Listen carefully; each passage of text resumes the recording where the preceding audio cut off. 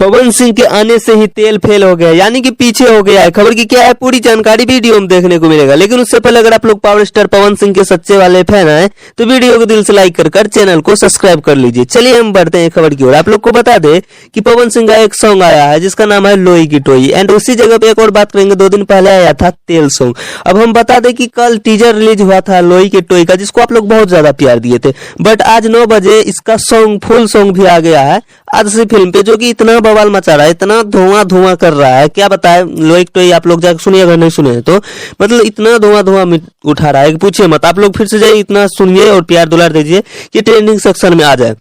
बाकी हम बात कर लेंगे उसका तेल का। आप लोग जानते हैं कि तेल बहुत चल रहा था 2 दिन से, लेकिन आज तेल थम गया है, अब बढ़ने का नाम ही नहीं ले रहा है, और उसको बेशरम रंग उसको बेशरम कर दिया है। 2 नंबर पे ला दिया है अब तेल को घसका के, 1 नंबर पे ट्रेंड कर रहा था तो अब 2 नंबर पे चले गया। और पवन सिंह को आप लोग जाके इतना सुनिए, पावर स्टार पवन सिंह को प्यार दीजिए कि अब पावर स्टार 1 नंबर पे आए और वो 3 नंबर 4 नंबर जहां जाए तेल खत्म, यही सब होगा। बाकी वीडियो कैसा लगा कमेंट बॉक्स में बताइए, एंड लाइक शेयर सब्सक्राइब जरूर कीजिएगा। वंदे मातरम।